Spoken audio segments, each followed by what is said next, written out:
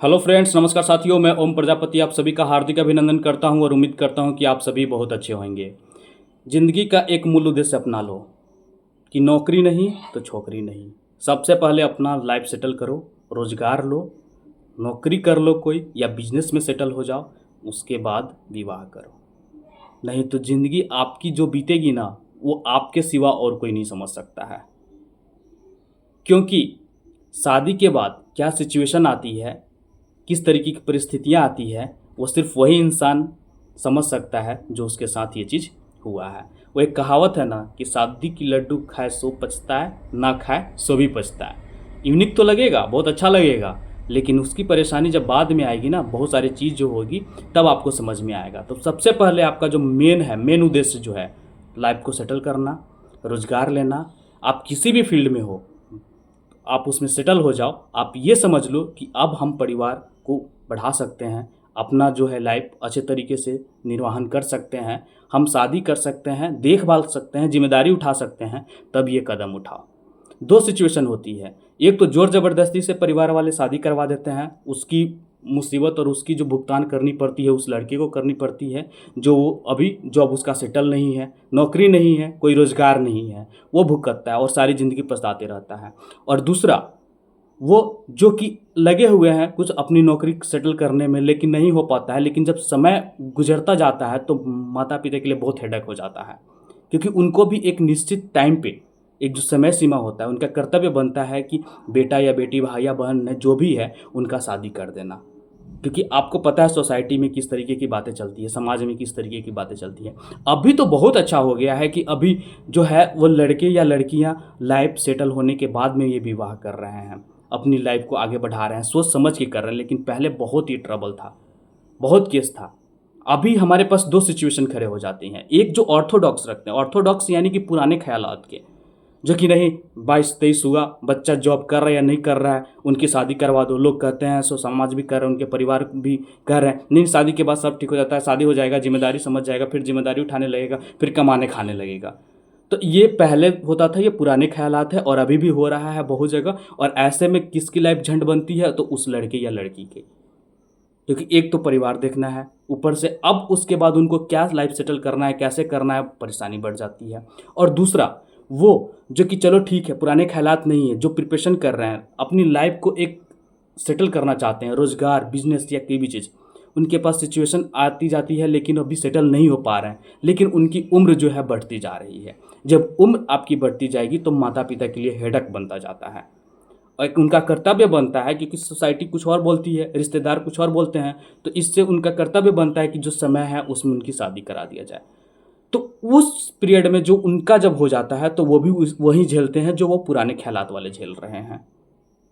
तो मैं बार बार बोलता हूँ कि सबसे फर्स्ट प्रायोरिटी रखो कि अपनी जो लाइफ है उसको सेटल करो। जो भी जिम्मेदारी, जो भी रिस्पॉन्सिबल है, जो तुम करना चाहते हो, जो लाइफ एम और गोल है उसको करना चाहते हो, उसकी मकसद को पूरा करो। क्योंकि ये बहुत ज़रूरी है। जब समय निकलेगा ना तो आपको पता भी नहीं चलेगा कि किस तरीके से निकल गया। बहुत आसानी से समय निकल जाता है, बहुत जल्दी निकल जाता है। आपकी मस्ती किस टाइप में निकल जाएगी ना, तब पता नहीं चलेगा। जब वो पीरियड आएगा, जब अर्निंग का आएगा, जिम्मेदारी उठाने का आएगा, तब आँख खुलेगा, अरे क्या हो गया, अब कैसे होगा। लो भुगतो, अब तुम्हारे सिवा दूसरा कौन भुगत सकता है। माता पिता सिर्फ जन्म देते हैं, कर्म तुम्हें खुद उठाना पड़ता है। हर एक व्यक्ति को कर्म करना पड़ता है, जो वो कर्म करता है वही उसका फल मिलता है उसको। इसमें कोई कुछ नहीं कर सकता है। चलो ठीक है, तुम्हारे पेरेंट्स अच्छे हैं, तुम्हारा बैकबोन अच्छा है, तुम्हारा इकोनॉमिकली अच्छा है, तो तुम्हारा शादी हो गया, तुम चलो सेटल हो गए। लेकिन बहुत सारे जो तादाद है, बहुत सारे जो है एवरेज, जो मिडिल क्लास वाले हैं, जो फैमिली हैं, उनका क्या होगा? वो तो यही कर रहे हैं ना, उनको तो अपनी लाइफ देखनी है, उनको तो सेटल करनी है। इसलिए मैं बार बार बोलता हूँ कि मस्ती छोड़ो, जो तुम कर रहे हो ना गलत, वो सब छोड़ दो।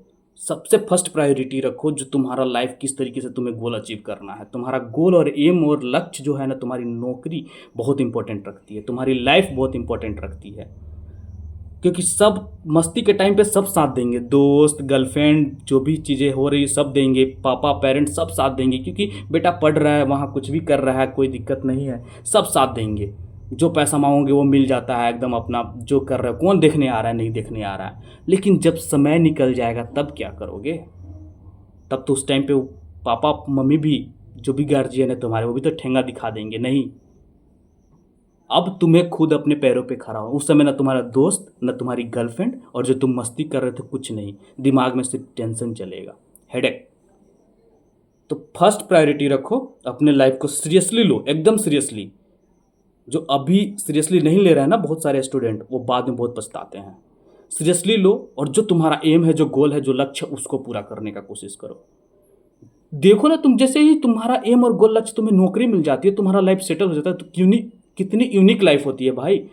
तुम विश्वास नहीं करोगे, मैं अपना एक्सपीरियंस बता रहा हूँ। समाज की नज़रें चेंज हो जाती है, रिश्तेदार की नज़रें चेंज हो जाती है, दोस्त का भी वो वैल्यू बढ़ जाता है, तुम्हारा अपना जो प्रेस्टीज, अपना वैल्यू पता चलने लगता है, तो रिस्पॉन्सिबल बन जाते हो।